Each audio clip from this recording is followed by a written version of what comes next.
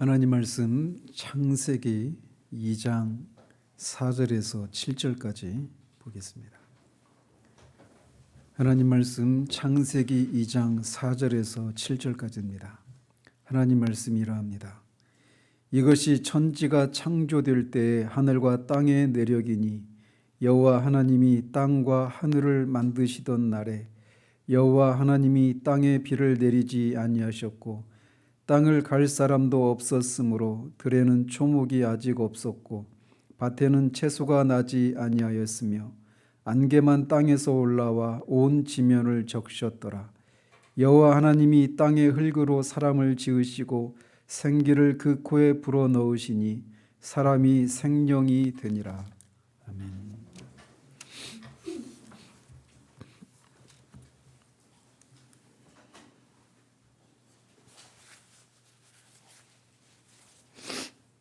지난주에는 4절에서 17절까지를 개략적으로 살피면서 개략적으로만 살폈습니다. 그래서 아담을 창조하시고 에덴 동산에 두시고 그에게 선악을 알게 하는 나무 열매를 따먹지 말라라고 하는 내용이 4절에서 17절까지의 주 내용인데, 그 본문은 바로 하나님 나라의 모델하우스와 같은 것이라고 말씀드렸습니다. 그래서 나라를 구성하는 세 가지 요소인 하나님의 나라니까 하나님의 주권, 하나님의 백성, 하나님의 영토라고 하는 이 주권과 백성과 영토라고 하는 세 가지 요소가 이 에덴 동산에 아담을 창조하셔서 에덴 동산에 두시고 그에게 선악을 알게 하는 나무 열매를 따먹지 말라라고 하는 그런 하나님의 주권적인 명령, 이런 것을 통해서 바로 거기가 최초의 하나님의 나라의 어떤 원형 또 모델하우스와 같은 곳이라고 말씀드렸습니다. 그러면서 이 각각 하나님의 주권이 또 하나님의 백성이 또 하나님의 이 땅이 어떻게 발전되어 가는지 이런 거를 개략적으로 말씀을 드렸습니다. 오늘은 이제 그 세 가지 요소를 지난주에는 개략적으로 살펴서 말씀드렸고, 좀 더 이번 주부터는 좀 시야를 좁혀서 초점을 더 이제 정밀하게 당겨서 하나님 나라의 백성인 아담의 창조를 먼저 살펴보도록 합니다. 그래서 성경이 말하는 인간은 어떤 존재인가, 인간은 무엇인가 라고 하는 이 주제를 살펴보도록 합니다. 그 내용이 7절에 나와 있는데 그 7절을 살피기에 앞서 5절과 6절을 보면 우리가 좀 의아하게 생각하는 그런 내용이 기록이 되어 있습니다. 그것은 이 들에는 초목이 없고 밭에는 채소가 없다라고 말하고 있는 거예요. 분명히 경작하는 사람이 없다라고 말하고 있어서 이게 이 아담을 창조하기 전의 상태라고 하는 것을 말하고 있는 것은 분명한데, 우리가 알다시피 이미 창조의 3일째 되는 날 하나님이 이 바다와 땅을 그렇게 분리시키고 마른 땅에 채소가 나도록, 그런 식물들이 나도록 그렇게 창조하셨단 말이에요. 그리고 식물도 동물들처럼 우글거릴 정도로 이렇게 무성하게 그렇게 창조하셨는데, 이 5절에 보면 들에는 그 과목이 없고 그런 그 초목이 없고 밭에는 채소가 없다라고 이렇게 말하고 있단 말이죠. 왜 그렇게 말을 할까? 이것은 사람의 출현이 반드시 필요하다라고 하는 것을 강조하기 위해서 이렇게 기록하고 있는 겁니다. 지난주에도 말씀드린 것처럼 하나님이 천지를 창조하신 목적은 하나님의 나라를 건설하기 위함입니다. 그래서 그 하나님 나라를 건설하는 데 있어서 가장 핵심적인 요소가 있다면 하나님의 백성이에요.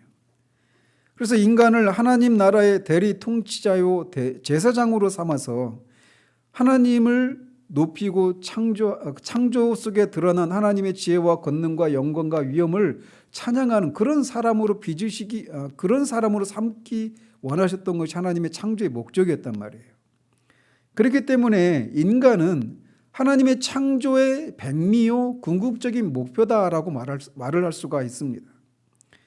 그렇기 때문에 사람이 없는 하나님의 창조는 미완성이다라고 말을 할 수가 있습니다. 그래서 6절에 있는 것처럼 비록 비가 내리지 5절과 6절에 있는 것처럼 비가 내리지 않았지만 땅에서부터 계속 안개가 올라와서 초목이나 채소가 자랄 수 있는 그런 환경을 조성해서 이미 땅에 밭에 들이나 밭에 그런 초목과 채소가 무성했지만 인간이 없기 때문에 그런 것은 있어도 없는 거나 같다라고 하는 것을 말하고 있는 겁니다. 왜? 인간이 창조의 백미이기 때문에. 그래서 있지만 없는 거나 진배 없다라고 하는 것을 말하는 것을 통해 하나님의 창조에 있어서 인간이 반드시 창조되어야 한다라고 하는 것을 강조하기 위해서 이렇게 말씀하고 있는 겁니다. 그래서 그 땅을 경작하고 그것을 초목이나 채소를 먹을거리로 삼을 창조의 백미요 목표인 인간이 창조되어야만 하나님의 창조가 비로소 완성이 되기 때문에 그런 창조의 백미인 인간이 반드시 창조되어야 하는 그런 이유를, 그런 필연성을 이런 표현을 통해서 말씀하고 있는 거예요. 그렇기 때문에 경작할 사람이 필요하다라고 하는 것을 강조하기 위해서 초목과 채소가 분명히 무성하게 있었음에도 불구하고 이렇게 말을 하고 있는 겁니다. 그래서 하나님은 그 땅을 경작할 사람을 창조하시게 된 겁니다. 여기에서 5절에 보면 비가 내리지 않았다라고 말을 하고 있어요. 그런데 어떻게 초목과 이 채소가 자라느냐? 6절에 있는 것처럼 안개가 지면에서도 올라왔다라고 말하고 있습니다. 우리가 알다시피 창조의 둘째 날 하나님이 궁창을 만드셔서 물을 위의 물과 아랫 물로 나누셨다라고 하는 것을 우리가 살폈잖아요. 그래서 이 당시에는 위의 물이 있었습니다. 궁창 위에. 그거를 이제 오늘날 수중대다 이렇게 말을 하기도 하는데, 그래서 노아의 홍수를 통해서 그 위의 물이 쏟아져 내리기 전까지 땅에 비가 내리지 않았다라고 많은 성경학자들이 그렇게 얘기를 합니다. 어쨌든 하나님은 그렇게 이 땅을 경작하고 또 하나님의 창조 세계를 대리 통치자로서 그렇게 위임받아서 통치하고 다스릴 그런 사람을 창조하시기를 원하셨습니다. 그런데 지금까지와 달리 하나님은 사람을 다른 방식으로 창조하셨다라고 7절에서 얘기하고 있습니다. 우리가 살펴왔듯이 지금까지 하나님은 모든 만물을 말씀으로 창조하셨습니다. 그래서 그분이 말씀하시면 없었던 공간들이 생겨나고 없었던 것들이 생겨나서 각자가 있어야 될 자리를 찾아가고 그 자리를 가득 채웠습니다. 그런데 사람의 경우에는 말씀으로 창조하지 않으시고 흙으로 사람을 지으셨다라고 말을 하고 있습니다. 여기에는 인간의 창조의 독특함과 인간 존재의 특별함이라고 하는 것이 있음을 우리에게 말해주고 있는 겁니다. 다른 동물들과 같이, 다른 생명체와 같이, 다른 만물들과 같이 말씀으로 인간을 창조하신 것이 아니라 하나님이 직접 흙으로 사람을 빚으시고 그 코에 생기를 불어넣는 다른 생명체와는 다른 방식으로 인간을 창조하신 것을 통해서 인간이 다른 모든 만물과 또 인간과 같이 어떤 동물적인 생명을 가진 그런 동물들과는 완전히 구별되는 그런 특별한 존재라고 하는 것을 이렇게 다른 말씀이 아니라 하나님이 직접 흙으로 사람을 빚고 그 코에 생기를 불어넣는 구별된 방식으로 인간을 창조하시는 것을 통해 그것을 드러내고 있는 겁니다. 1장의 26절에서도 인간 창조의 독특함을, 특별함을 그렇게 우리가 우리의 형상과 모양을 따라 사람을 만들자라고 하시는, 거기서 말씀드린 것처럼 우리는 아직은 계시의 점진적인 과정을 통해 분명하게 드러나겠지만 거기서 말하는 우리는 한 분 삼위일체 하나님을 말한다라고 말씀드렸잖아요. 그래서 하나님 사이의 그런 상의를 거치고 나서 인간을 창조하셨다라고 하는 그런 측면에서도 인간이 다른 동물들과 다른 생명체들과는 확연히 구별되는 특별한 존재라고 하는 것을 드러내셨는데, 또 여기서도 그렇게 우리가 하나님의 형상과 모양을 따라 인간을 만들자라고 말씀하시고 말씀으로 내 형상을 따라 사람이 생겨나라 이렇게 말씀하시지 않고 흙을 빚으시고 코에 생기를 불어넣는 특별한 방식을 취하셨다는 거예요. 그것을 통해 인간이 특별한 존재다라고 하는 것을 말해주고 있는 거예요. 그런데 우리가 읽다시피 하나님이 인간을 흙으로 지으셨다라고 말을 하고 있습니다. 다른 땅에서부터 생겨난 그런 것들도 다 흙에서 빚어졌죠. 흙에서 나왔죠. 식물도 그렇고 동물도 그렇고 다 흙에서 나온 존재들이고 그것들은 다 흙으로 돌아가는 존재들입니다. 그래서 그런데 인간도 흙으로 지어진 그런 존재라고 하는 면에서 다른 동물들과 특별할 것이 없는 그런 존재라고 우리가 보게 된단 말이에요. 그러나 인간 존재의 특별함은 이 말씀이 아니라 하나님의 손으로 그렇게 흙을 빚으시고 코에 생기를 불어넣는 특별한 방식으로 지으셨다라고 하는 특별함이 거기에서 존재하는데, 먼저 우리가 살펴야 될 것은 인간이 흙으로 지어졌다라고 하는 것이 그것을 통해서 성경 우리에게 말해주는 것을 우리가 교훈받아야 한다라는 거예요. 인간은 흙입니다. 흙이 원어로 아다마예요. 근데 아다마에서 그 사람을 지고 사람이 아담이거든요. 아담이라고 하는 개인적인 존재, 개인의 이름이기도 하고 개인적인 존재이기도 하지만 사람을 나타내기도 합니다. 아담이라고 하는 자체가. 근데 그 사람이 어디서 나왔냐? 아다마에서 나왔다라는 거예요. 흙에서 나왔다라는 겁니다. 사람은 흙입니다. 그래서 창조 후에 타락 후에 하나님이 아담에게 저주를 내리실 때 너는 흙이니 흙으로 돌아가라라고 저주를 내리시잖아요. 사람은 흙입니다. 기원이 흙이에요. 즉 사람이 이렇게 흙으로 지어졌다라고 하는 것은 인간이 그렇게 나약하고 연약하고 부서지기 쉽고 깨어지기 쉬운 그런 존재라고 하는 것을 우리에게 말해주고 있습니다.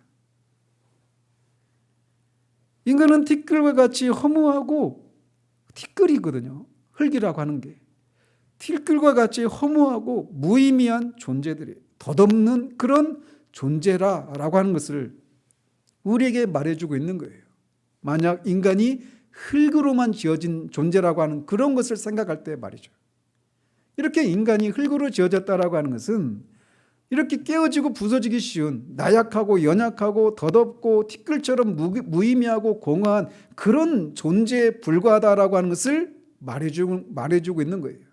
즉 인간은 하나님과 같은 그런 존재가 아니라는 겁니다. 그래서 이런 말씀을 통해 결국 뒤에서 이제 사탄이 아담에게 하와를 통해서 아담에게 말하는 거지만 결국 너도 하나님과 같이 될 거다 이렇게 말을 하고 있는 것이 가당치 않다라고 하는 것을 말해주고 있는 거예요. 인간은 흙으로 지어진 존재, 흙입니다. 물질이란 말이에요. 물질적인 그런 물질에서 나온 존재예요. 그렇기 때문에 물질적인 존재가 아닌 영이신 하나님과 같이 될 수가 없단 말이죠. 그 사실을 여기서 말해주고 있는 겁니다. 인간은 흙입니다.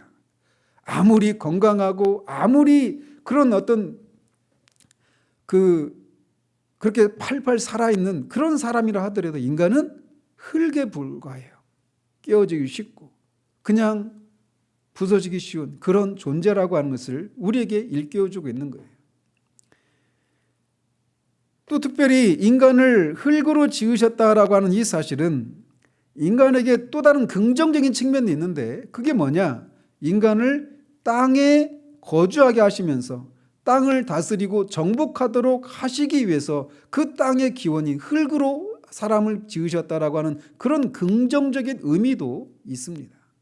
그래서 인간이 흙으로 지어졌다라고 하는 것은 부정적인 측면에서는 인간이 나약하고 연약하기 짝이 없는 깨어지기 쉽고 부서지기 쉬운 그런 존재라고 하는 것을 말해주면서 또 동시에 땅을 정복하도록 하기 위해서 땅으로부터 그 땅을 구성하는 흙으로부터 인간을 지으셨다라고 하는 그런 긍정적인 그런 의미도 담고 있습니다. 이렇게 하나님은 사람을 흙으로 지으셨는데, 그리고 나서 또 하나님이 특별한 방식으로 그를 특별한 일을 하셨는데, 그게 뭐냐? 그 코에 생기를 불어 넣으셨다라는 겁니다. 여기서 말하는 생기가 원어로 루하흐라고 하는 그런 단어입니다. 뭐 바람, 생기, 생명, 영, 이렇게 다양하게 문맥에 따라 다양하게 해석될 수 있는 그런 단어인데, 여기서 생기를 불어 넣으셨다라고 말을 하고 있어요. 생기를 불어 넣으셨다라고 하는 것은 하나님이 그의 영혼을 직접 창조해 넣으셨다라고 하는 것을 의미하고 있는 겁니다. 하나님은 사람을 자기의 형상을 따라 만들기로 하셨는데, 1장 26절에서 말하고 있는 것처럼 그 하나님의 형상으로 만드시기로 하나님이 작정하시고 흙으로 사람을 만드신 후에 그 코에 생기를, 영혼을 불어넣는 것을 통해서 사람이 산 영혼이 되게 하셨다라고 말을 하고 있는 겁니다. 그래서 하나님은 사람의 영혼을 자기의 형상대로 그의 유사품으로 만드신 것입니다. 사람의 몸이 비록 흙으로 빚어졌어도 영혼은 직접 이렇게 새롭게 만드심으로써 특별한 존재가 되고 사람이 하나님의 형상이 되게 하셨던 겁니다. 여기에 인간 존재의 고귀함과 특별함이, 영광스러움이, 위대함이 여기에서 기인하는 것입니다. 흙이지만 동시에 그는 영혼을 가진 하나님의 형상인 그런 존재가 되었다라는 것이죠. 이렇게 하나님이 코에 생기를 불어 넣으심으로 그가 생명이 되었다라고 말을 하고 있어요. 코에 생기를 불어 넣으셨다라고 하는 것은 무엇을 우리에게 시사해 주느냐? 사람의 생명이 사람 자신에게 있는 것이 아니라 하나님에게만 있음을 우리에게 밝혀주고 있는 겁니다. 사람의 생명은 하나님이 허락하신 것입니다. 흙으로 지어진 그 아담이 아무리 자기가 내가 살아있는 생명체가 되어야 되겠다 그렇게 다짐도 할 수 없고, 그렇게 또 생명체가 스스로 생명을 취할 수가 없어요. 생명은 오직 하나님이 불어 넣어주셔야만 생명체가 될 수가 있는 겁니다. 코에 생기를 불어 넣으셨다라고 하는 것은 사람의 생명이 전적으로 하나님으로부터만 기인한다라고 하는 것을 우리에게 말해주고 있는 거예요. 하나님만이 모든 생명체의 근원이시지만 특히 사람의 경우에는 그 생명이 전적으로 하나님께로부터 나온다라고 하는 것을 강조하기 위해서 이렇게 그 코에 생기를 불어넣는 특별한 방식으로 인간을 창조하신 것입니다. 이 사실은 인간이 전적으로 하나님을 의지해서 살 수밖에 없는 신의존적인 존재라는 하는 것을, 하나님 의존적인 존재라고 하는 것을 우리에게 말해주고 있는 겁니다. 제 아무리 건강한 사람이라 하더라도 하나님께서 그 코에 호흡을 거두시면 그 순간 그냥 끝납니다.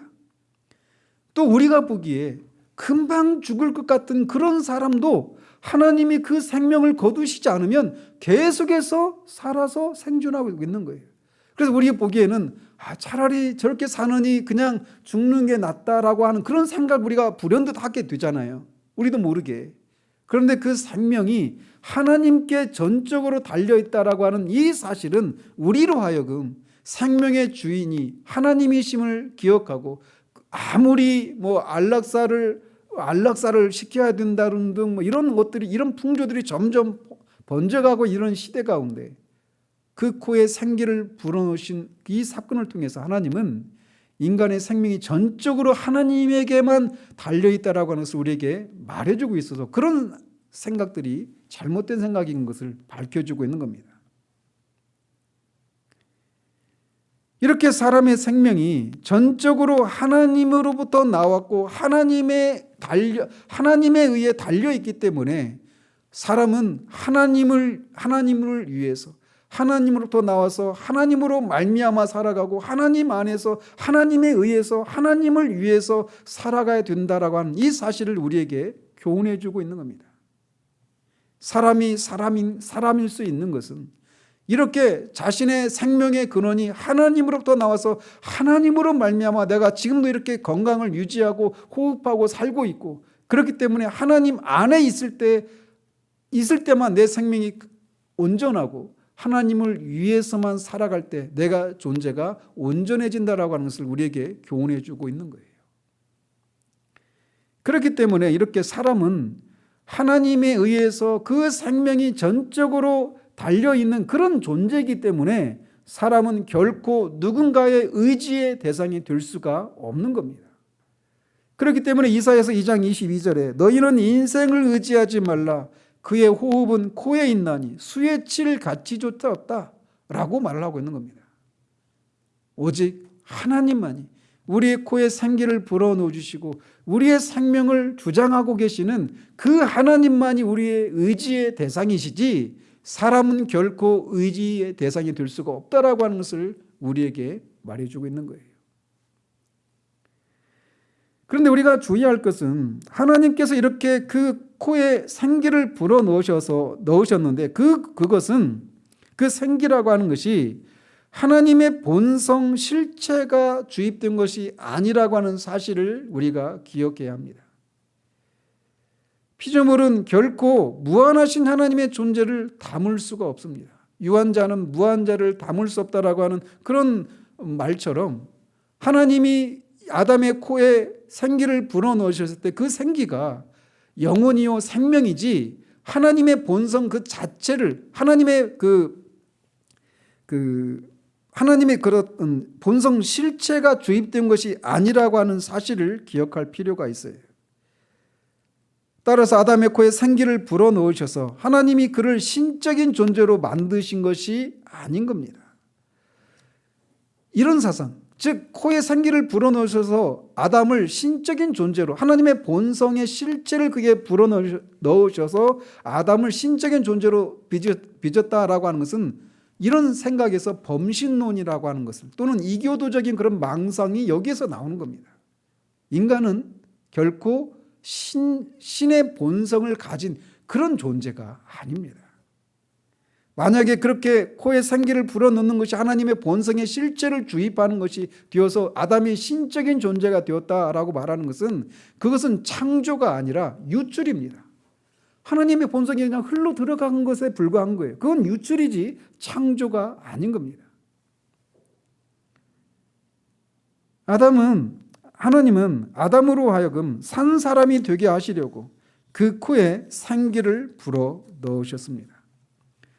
이렇게 흙으로 빚어진 사람의 코에 생기를 불어 넣으시자 생명이 되었다라고 우리에게 말해주고 있습니다. 여기서 생명이라고 하는 단어가 원어로 보면 네페시하야라고 하는 단어입니다. 근데 이 네페시하야라고 하는 단어가 1장 21절부터 나오는 모든 생물이라고 할 때 그 생물, living creature라고 하죠, 영어로. 이 생물과 똑같은 단어예요. 네페시하야입니다. 그래서 생명이 되었다라고 하는 것은 살아있는 생명체가 되었다라고 하는 것을 의미하는 거예요. 따라서 이런 것을 생각해 보면 개나 돼지처럼 인간도 생명체라고 하는 것, 그리고 그 코에 호흡이 달려있다라고 하는 사실에서는 개나 동물이나 어떤 다른 짐승들과 사람이 구별이 없습니다. 차이가 없어요. 그럼에도 불구하고 동물과 인간 사이에는 건널 수 없는 존재의 격차가 있죠. 인간이 하나님과 인간 사이에 건널 수 없는 그런 존재의 격차가 있는 것처럼 동물과 사람 사이에도 그런 건널 수 없는 존재의 격차가 있습니다. 그게 뭐냐? 하나님께서 인간의 코에 직접 생기를 불어넣으시는 것을 통해서 인간이 영혼을 소유하게 되었다는 사실이에요. 따라서 여기서 생명이 되었다라고 하는 것은 인간이 다른 동물들처럼 우리 인간에게도 동물적인 그런 요소들이 있잖아요. 동물들처럼 흙이라고 하는 그런 육체, 몸을 가지고 있고 그 육체의 본성을 따라서 살아가야 되는 동물적인 요소들이 분명히 있죠. 그러니까 인간과 원숭이와 그런 유전자에 있어서 비슷한 면이 굉장히 많은 거예요. 그런 동물적인 요소들이 있기 때문에. 그렇다고 해서 그게 사람이 동물에서 진화되었다 이렇게 말할 수 없는 것은 동물과 인간을 구별시켜주는 결정적인 차이가 있기 때문이에요. 그게 뭐냐? 코에 생기를 불어넣어 주심으로 인간에게는 없는 영혼이라고 하는 것이 있어서 인간이 하나님의 형상이 되었다라고 하는 사실입니다. 이렇게 처음으로 이렇게 코에 생기를 불어넣어 주셔서 생명체가 된, 생명이 된 아담은 우리와 같은 그런 존재가 아니었습니다. 우리는 타락한 이후에 아담의 후손으로 태어난 존재들이기 때문에 이렇게 타락하기 전에 완전한 그런 상태 가운데 있었던, 죄 없는 무음한 상태 가운데 있었던 아담의 상태를 우리는 그저 추론할 뿐이지 그 상태가 어떤 것인가를 정확히 알 수가 없어요. 왜? 한 번도 그걸 우리가 경험적으로 경험한 사람이 아무도 없기 때문에 그래요. 그런데 한 가지 알 수 있는 게 뭐냐? 추론할 수 있는 건 뭐냐? 아담이 이렇게 몸과 이 몸이라고 하는 물질적인 요소와 생기를 불어넣는 것을 통해 그에게 동물들과 구별되어지는 영혼이라고 하는 비물질적인 그런 요소를 가진 면에서 우리와 똑같은 존재이죠. 그런 면에서는. 그럼에도 불구하고 우리와 다른 게 뭐냐? 아담은 육체적인 삶의 방식을 따라 살지 않고 영혼의 방식으로 삶을 살았다라는 겁니다. 즉 다른 말로 말하면 영혼이 육체를 지배하는 그런 상태 가운데 있었다라는 거예요.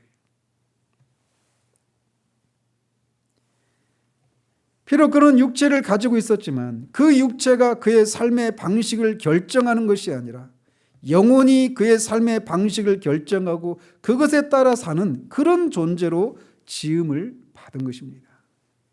여기에 인간 존재의 독특함이 존재하는 것입니다. 이렇게 인간은 물질적인 몸만이 아니라 이성적이고 불멸하는 영혼을 가진 존재로 지어졌습니다. 그런데 인간이 이렇게 이 물질적이고 또 비물질적인 그런 요소를 가진 존재로 지음받았는데 비물질적인 요소가 하나냐 둘이냐에 의해서 몸과 영과 혼을 가진 그런 그런 세 가지 그런 본질로 구성된 존재인지 아니면 이 비물질적인 요소가 하나인지에 따라서 이분설과 삼분설로 나뉘게 됩니다. 그래서 이분설은 사람은 육체와 영혼으로 구성되어 있다 이렇게 말을 하고 삼분설은 영과 혼과 몸으로 구성되어 있다 이렇게 얘기를 하는 거죠. 정통교리에 따르면 이분설의 입장을 따르고 있습니다. 즉 인간은 몸이라고 하는 물질적인 요소와 이성적이고 불멸하는 영혼이라고 하는 비물질적인 요소로 구성되어 있다라고 고백을 합니다.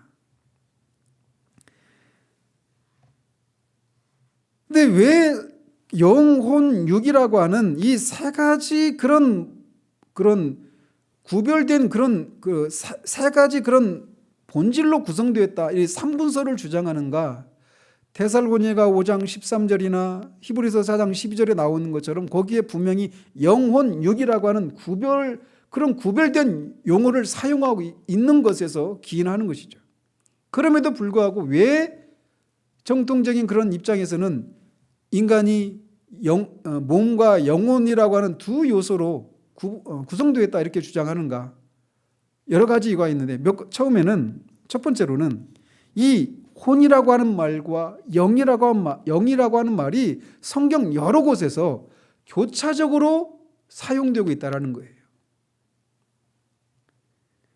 삼분설의 입장에 따르면 영은 하나님을 예비하고 하나님과 관계된 것을 감당하는 그런 인간의 어떤 본질, 인간의 뭐라고 말을 할까요? 인간이 가지고 있는 어떤 그런 요소라고 얘기하잖아요. 그리고 혼은 인간이 동물적인 그런 삶의 기본이다. 그래서 혼과 영과 몸을 연결해주는 매개자의 그런 역할을 한다. 이렇게 얘기하잖아요.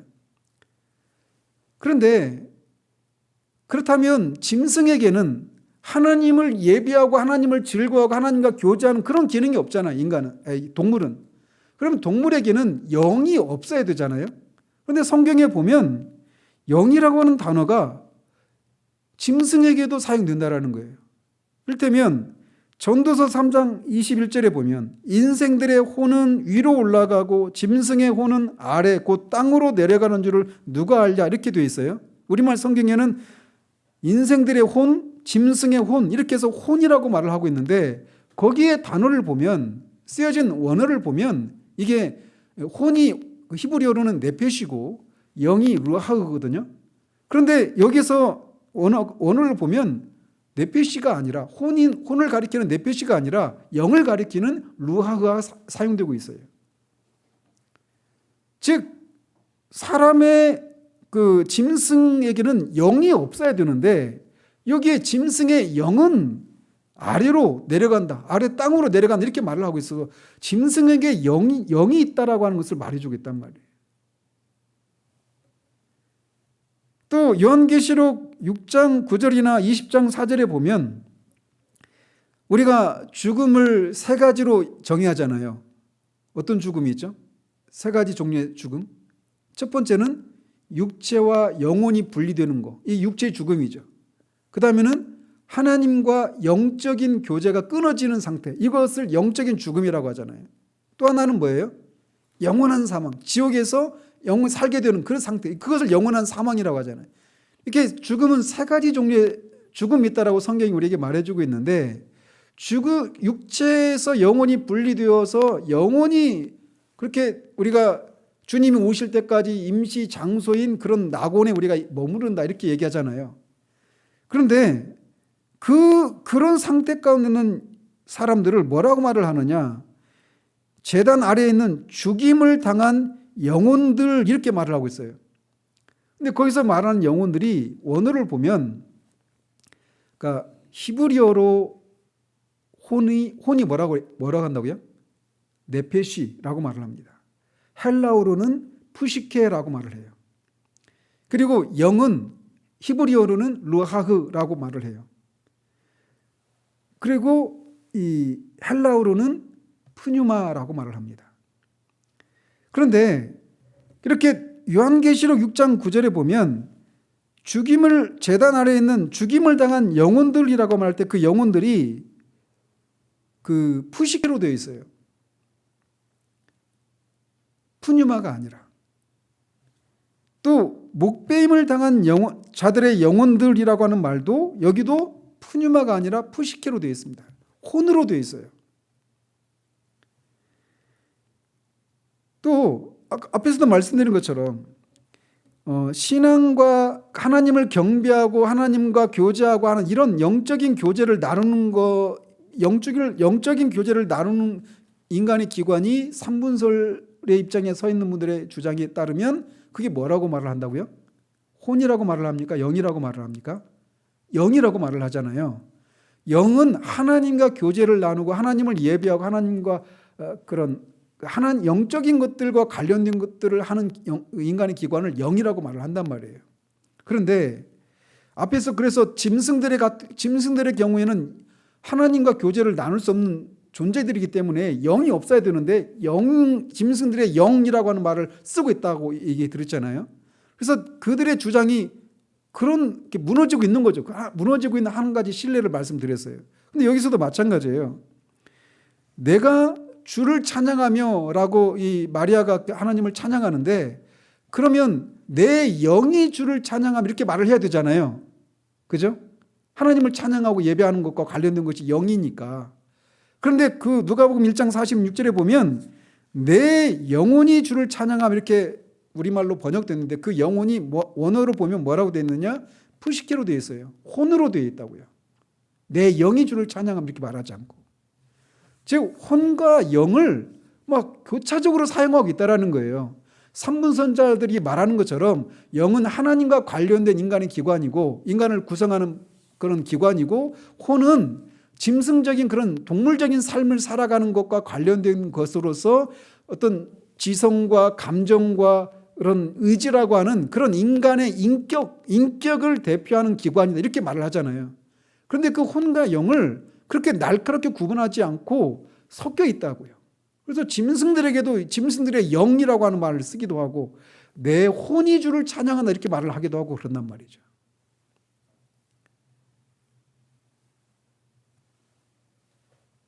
그래서 이렇게 죽은 자가 분명히 육체와 분리가 일어났기 때문에 그 육체와 분리는 죽은 자의 비물질적인 요소를 성경은 곳곳에서 어떤 때는 혼으로, 어떤 때는 영으로 이렇게 교차적으로 사용하겠다라는 거예요.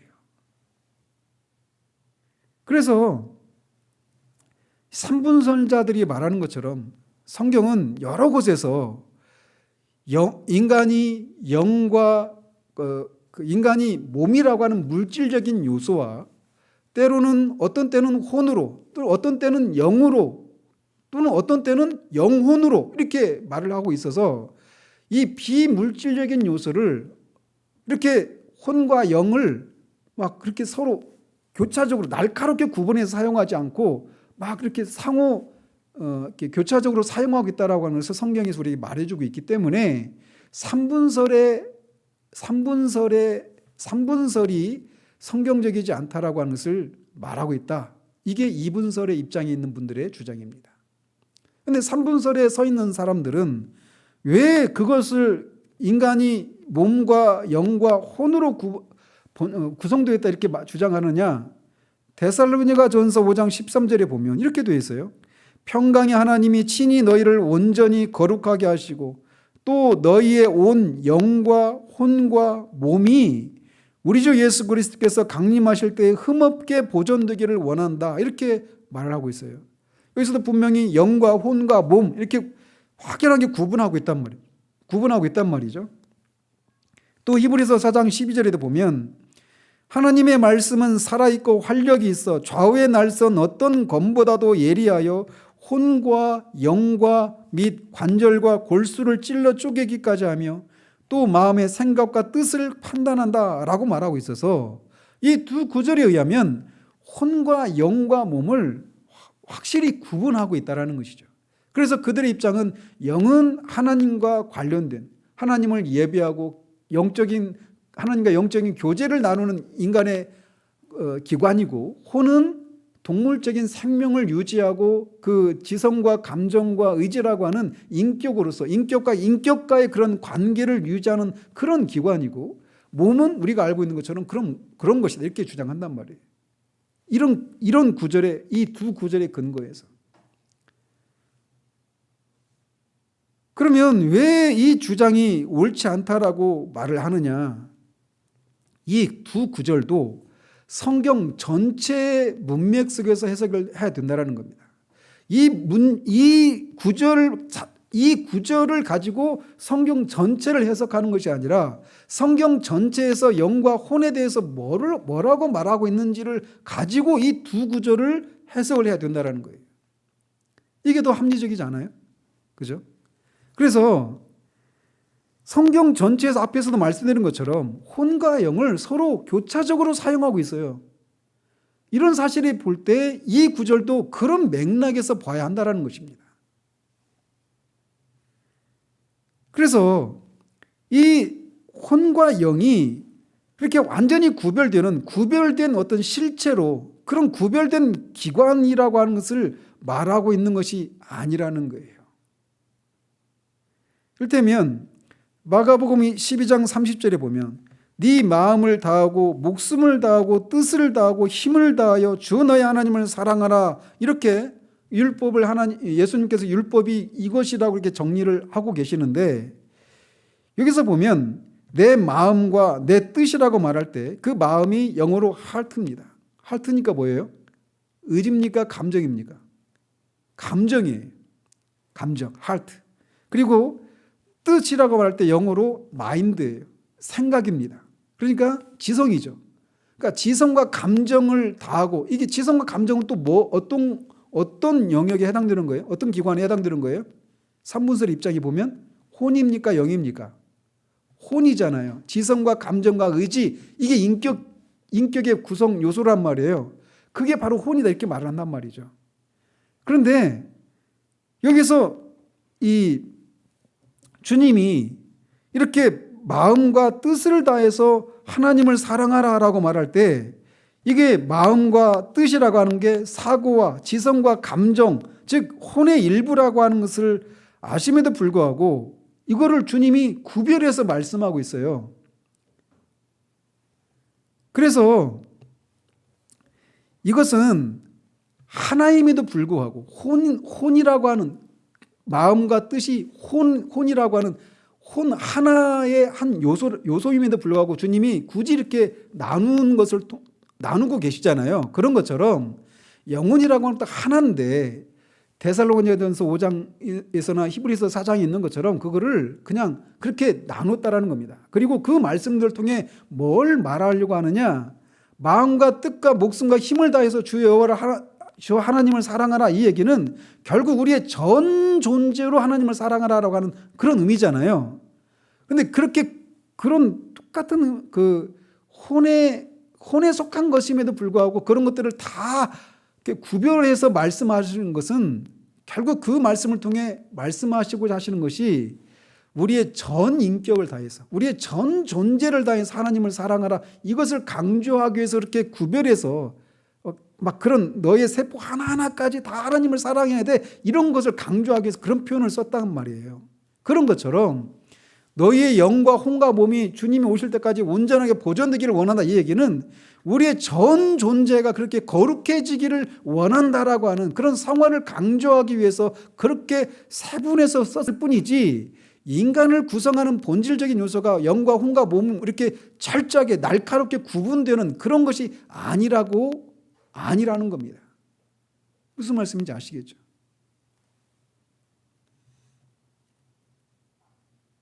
그리고 또 결정적으로 이 삼분설의 입장에 따르면 아까도 말씀드린 것처럼 영이 하나님을 예배하고 하나님과 영적인 교제를 나누는 인간의 기관이다, 이렇게 말을 해요.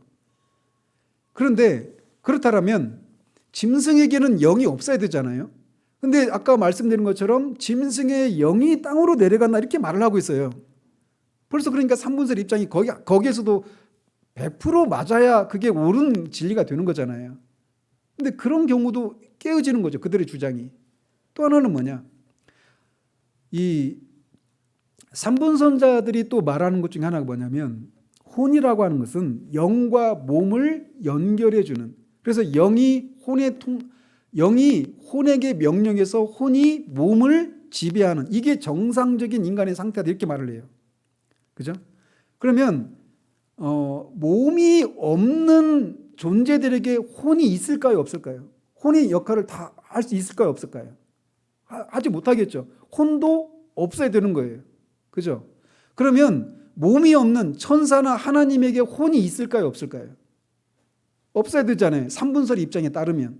그죠? 그런데 성경에 보면 내 마음이라고 번역된 그런 단어들 중에 쫓아가 보면 거기서 말하는 내 마음이라고 말할 때 그 나는 하나님입니다. 그러니까 하나님의 마음, 이렇게 번역된 그 마음이라고 하는 단어를 쫓아가 보면 그 단어가 혼이에요, 혼. 그러니까 내 배시, 이렇게 돼 있어요. 그래서 레위기 26장 11절 30절, 이사야서 42장 1절, 예레미야 5장 9절, 29절, 6장 8절, 9장 9절, 그 외에도 여러 구절들 속에서 내 마음, 그러니까 내 혼, 이렇게 번역되어 있다고요. 그렇게 되어 있다고요. 하나님에게는 내 영이 이렇게 말을 해야 되는, 그렇게만 말씀을 드려야 되는데, 말씀하셔야만 하는데 내 혼이 이렇게 되어 있다고요. 즉 이런 주장들은 결코 삼분설자들이 말하는 것처럼 이렇게 인간을 구성하는 본질이 영과 혼과 몸이라고 하는 확연하게 구분된 어떤 독립된 기관으로 구성되어 있는 것이 아니다라고 하는 것을 우리에게 말해주고 있는 거예요. 그럼에도 불구하고 성경은 여러 곳에서 분명히 영은 하나님과 관련된 어떤 역할을 하는 것으로 말을 하고 있고, 혼은 동물적인 생명을 유지하고 또 사람과의 그런 관계를 나타내서 나라고 하는 인격체를 드러내는 어떤 것으로 묘사를 하고 있어요, 분명히. 그죠? 그럼 어떻게 말을 해야 되느냐? 3분설이 맞냐? 2분설이 맞냐? 이렇게 말을 할 때 우리는 2분설이라고도 확실히 말하기가 어렵고 또 3분설이라고도 말하기가 어려운 그런 입장이에요. 어떤 면에서 말하느냐? 말하고 있는 것처럼 영과 혼의 어떤 그런 역할들이 다른 것처럼 우리에게 말해주고 있거든요. 그러면 어떻게 말을 하느냐? 분명히 영과 혼이 구분은 돼요. 구분은 되지만 어떤 기관으로, 독립된 어떤 하나의 기관으로 생각해서는 안 된다라는 겁니다. 아시겠죠? 그래서 이를테면 어떤 부서가 있어요. 만약에 뭐 주일학교가 있어요. 주일학교가 있는데 주일학교라고 하면 주일학교에서 하는 일들이 있잖아요. 그다음에 뭐 외교부라고 합시다. 정부 기관으로 외교부가 있어요. 외교부에서는 외교와 관련된 일들을 하겠죠. 그죠? 근데 외교부는 전체적으로 어디에 속해 있어요? 행정부 안에 속한 한 부서잖아요. 그래서 외교부가 독립된 어떤 그런 부서는 아니잖아요. 행정부 안에서 외교부의 어떤 역할을 하는 거죠. 그런 것처럼 이거를 외교부와 뭐 행정안전부와 이거를 독립된 기관으로 그 말을 해서 독립된 역할들을 하는 것처럼 우리가 말하지만 결국은 통으로 하나로 이 행정부 안에 속한 그런 기관이잖아요. 그런 것처럼 영과 혼을 어떤 독립된 기관으로까지 생각해서는 안 된다는 겁니다. 그래서 성경은 어떤 때는 하나님과 영적인 관계를 맺는, 하나님을 예배하고 교제하는 그런 경우에도 내 혼이라고 말을 하기도 하고, 또 사람과의 관계 속에서 우리가 상처를 받기도 하고 어떤 어려움을 겪기도 하고 이런 것 속에서 내 영이 이렇게 말을 하기도 한단 말이에요.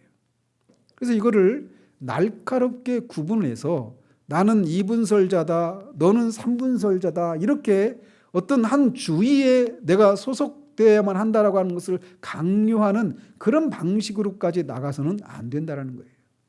그러나 분명한 것은 인간은 어때요?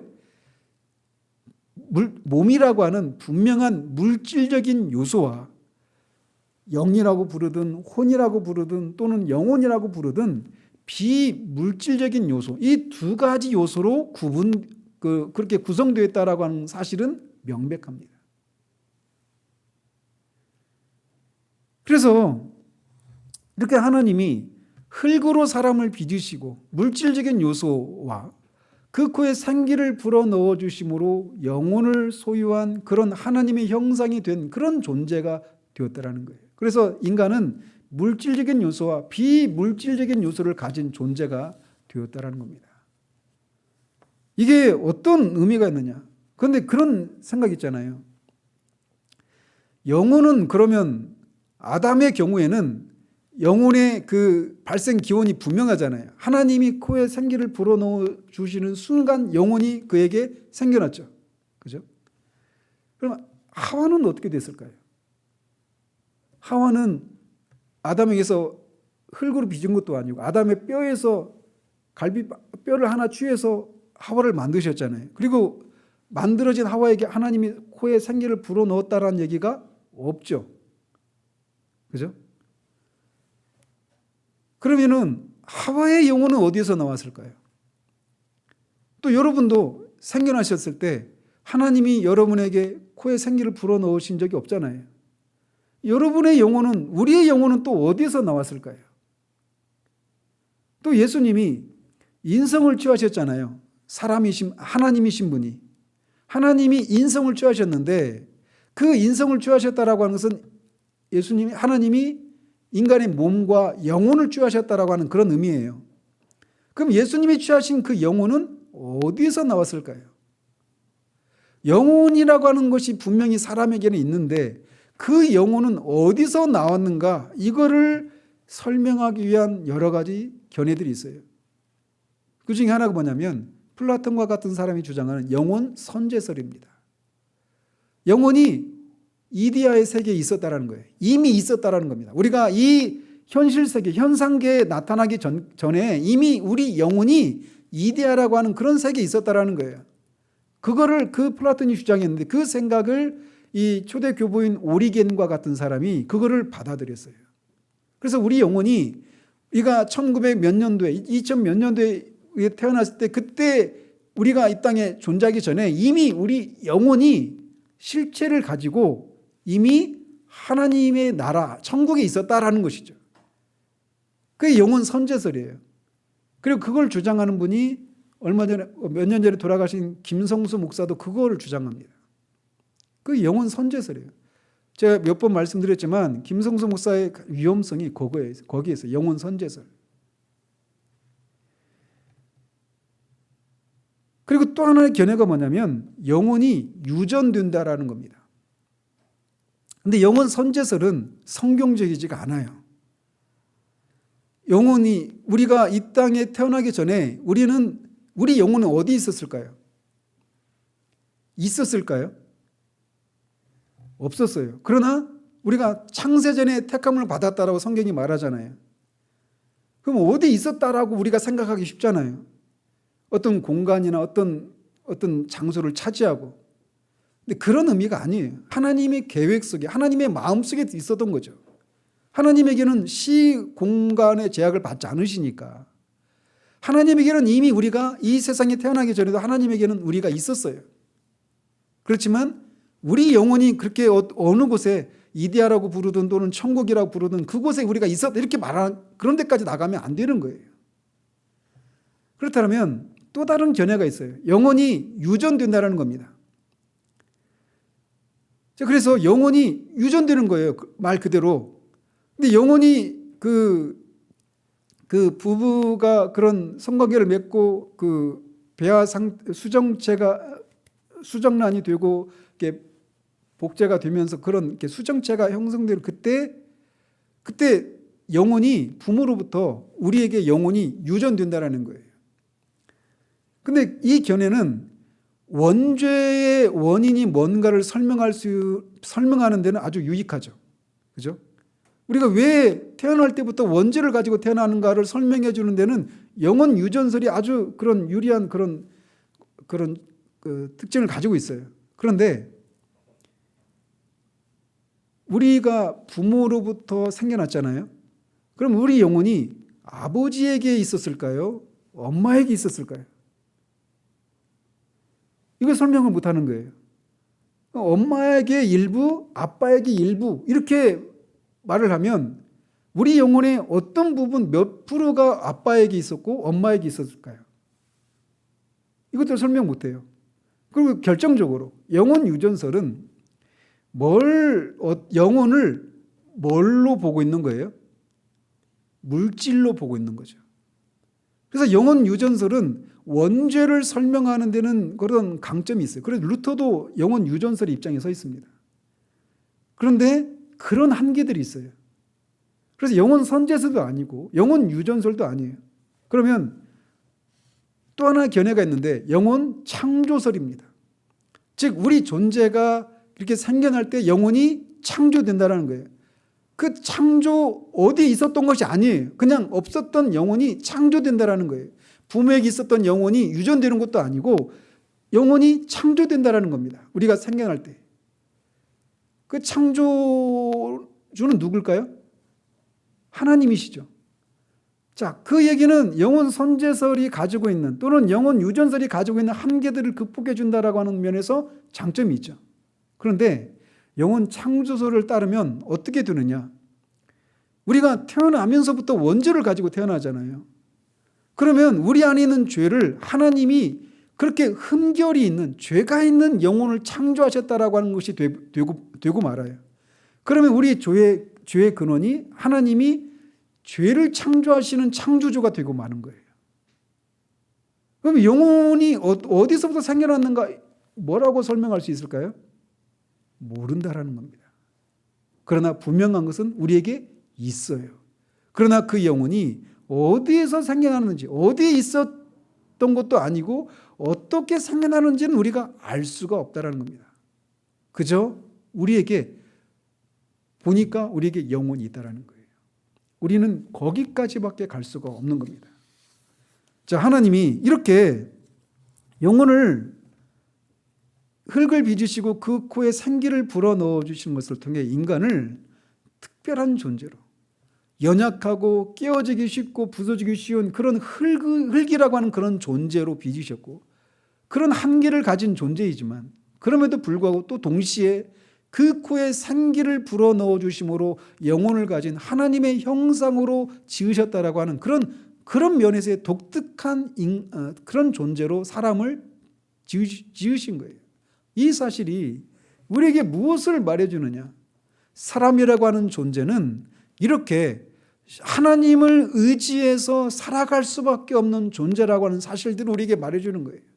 그래서 때로는 우리의 동물적인 그런 요소인, 물질적인 요소인 몸이 만족스럽고 그 모든 것들이 다 욕구가 다 우리가 원하는 것 이상으로 채워져도 우리 영혼이 하나님을 예배하고 하나님과 교제를 나누는 그런 비물질적인 요소인 영혼이 하나님과의 바른 관계 가운데서 살아가지 못한다라면 우리 인생에게는 말할 수 없는 공허함과 허무함과 어떤 그런 것이 존재하게 된다는 겁니다.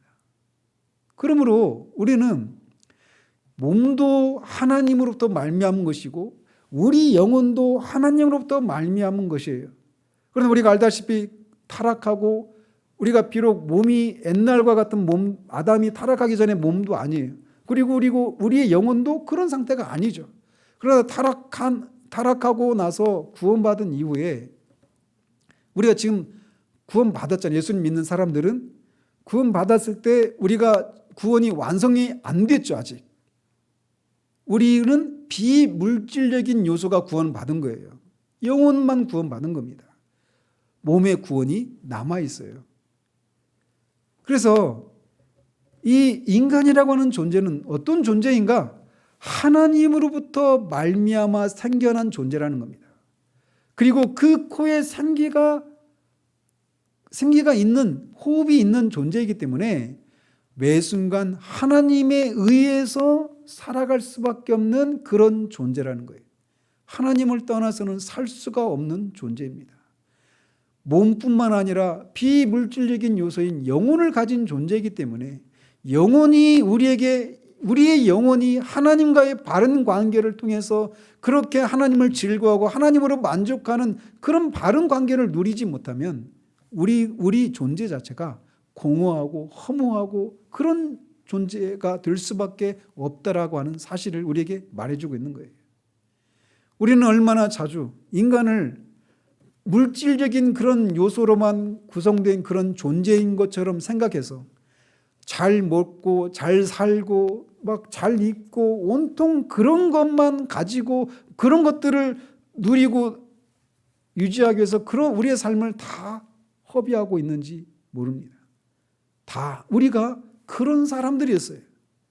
그런데 하나님께서 우리에게 긍휼을 베풀어 주셔서 사람은 떡으로만 사는 존재가 아니라 하나님의 입에서 나오는 말씀으로 사는 존재라고 하는 그런 영혼을 가진 존재이기 때문에 하나님 안에서만 참된 만족과 쉼이 있다라고 하는 것을 알려주셔서 그런 자리를 회복해 주신 겁니다.